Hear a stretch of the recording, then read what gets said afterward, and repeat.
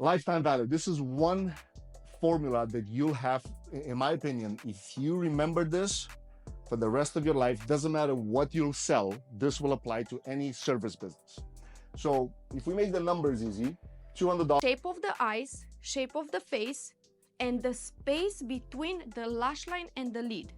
If I have a lot of space, then I'll play with a lot of length. If I have a little space, then I'm going to stay short on the lashes. So that means if you do the math, simple math again, $3,200 a year, 32 clients, over 100K business, six-figure business. Can you handle 32 clients? If you do the math, is what? 3 clients The more you go on the volume, the less you have to choose the thickness.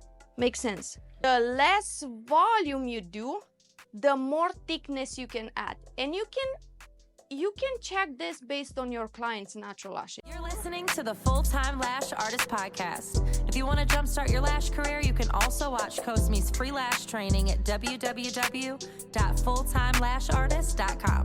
Let's grow.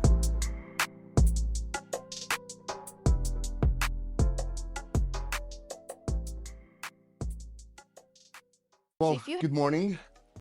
Morning. I'm Marian. I'm Cosmina's husband. I'm typically the guy behind the scenes. She's the rock star. So I'm in front of the page. I won't be talking too much today, but I want to share a couple of things that I feel they're super important for all of you guys, regardless what you decide to do moving forward after today.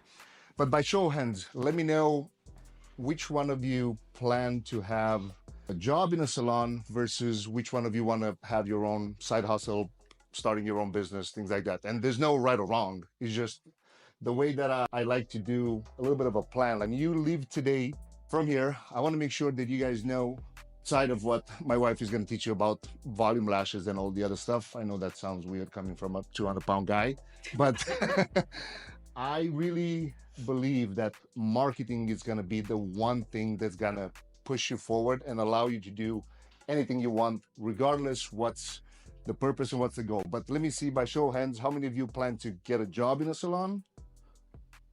Nobody. Nice. That's what's up. So I'm assuming all of you plan to start your own business, right? Have your own shop and then sell. So let me see, most of you have experience or at least have taken a class of lashes before, right? Gotcha, perfect. So typically when I do this presentation, again, I'm the guy behind the scenes with marketing, advertising. That's my core skill set. So I pretty much did the presentations, especially for lashes. And every time when Cosmina does one of these in-person private certifications in Medford, her salon, I come for 1 to 2 hours to really put this plan in place for the students. So the 3 secrets that you need to build your own six-figure lash business from scratch, aka sell more lashes so you can do more of what you love doing. So a little bit of a story. We're both immigrants. You probably caught the accent by now. We came to US in 2012. Well, I came in 2012. I was here for a year, and then Cosmina joined me in 2013. And we pretty much moved here since. Now, I'll simplify the story. In 2014, I decided, we were in our honeymoon actually, and I felt really bad not being able to enjoy the time there. We were in DR, and that was the first trip that we took in a long time. And I just couldn't enjoy the time there because I was thinking back at my job in Boston, losing money by being away, right? I was just wired up, like I have to go. So I made a pact with myself. I said, when I'm back in Boston, I have to make a plan. I don't come from an entrepreneurial family. As my mom used to buy, back in Europe, we have this thing, well, it used to be, because a lot of the clothes and the food were so expensive, people were going to neighbor countries, buy food, buy clothes, and then resell it much higher price in our country. So growing up, that was pretty much what I saw from hustle mentality I got from my mom. My dad was a little bit laid back, but I didn't have any kind of role model in my family. So the reason that I'm sharing this with you is, doesn't matter if you don't have in your family anybody that does this or has done it, this is possible as long as you just follow some simple steps. So we saved up some money. So the first 2.5 years, so I came 2012, 2013, 2014, saved up some money. Both of us just worked 2-3 jobs every day. And then I bought a truck because I was working in a moving and storage company, and the only thing that I knew was, all right, I'm going to buy a truck and then have my own customers. Sounds easy in theory. Bought the truck, there were no customers, right? I was a good operator, know how to drive trucks and all that, but did not know anything about how to attract customers. So with time, I got to learn that, and I learned it the hard way. Problem was in 2016, so me, a buddy of mine, we started this moving and storage company. And in 2016, after 2 years, we were finally in a good place. We got a letter from immigration saying that we have to leave the country because my wife applied for a school, for an F1 visa, which is a student visa, and I applied for a green card. And those two applications went head to head against each other. So the government said, well, screw you guys, get out of here, because you're not good enough because you're trying to do these two applications back to back. So I kid you not, in 48 hours, we had to buy a flight back to Romania, and we had to stay there for about 8 months until we were able to come back. Now, that was a blessing and a curse at the same time. Why? Because I was able to remove myself from the business, and I could focus solely on learning everything that I could about marketing, sales, and everything that has to do with it. So we came back finally. Well, and then, by the way, we're good. We became citizens last year, so we're fine on that end. Thank you. She actually became a citizen before me, like 3 months. But bottom line was, a lot of the lessons that I learned during that time apply today. So about 6 months later, when we came back, Cosmina asked me, like, you think, because she was working in a restaurant, and she said, not that I don't enjoy working, she was waiting tables at the time, not that I don't enjoy working in a restaurant, but I'm thinking that maybe I could do something. So for the longest time that I know, like, all her clothes, and actually including mine, if you open the closet, you'll see everything by color. She's so focused to just make sure everything is so organized. And I said, well, I with the moving company, I have customers that might use your services, like rich families that don't have time to do that, so they'll rather hire somebody. So I said, let's give it a try and then see if it works. So we did that, and I don't know if it took more than 3 or 4 months, we had to start hiring people. So we had at some point about 6 or 7 girls, 3 cars that were going full days, full-time jobs. The cleaning company. It was a cleaning and organizing company.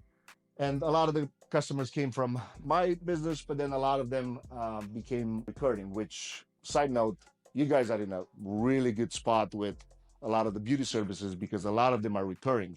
My first business, the moving company, I can imagine if you have parents that moved, or if you moved every 10 years. So you pay one time and then forget about it, right? This doesn't apply to you guys. You are in a really good spot because people need lashes every 2 weeks, right? So the reason that I'm sharing this with you is you have to audit yourself to know exactly how you are wired up. Here's what I mean. I'm the type of guy that I might get mad at employees for 5 minutes, and then I forget and I leave it there and I move on with my day. She's completely the opposite. She takes it personal. She takes it to the heart. So we were in Aruba, September 1st. The busiest day of the year. Yeah, and that was a bad decision to take a vacation at that time. But what happened was 3 of the 6 girls quit in the same day.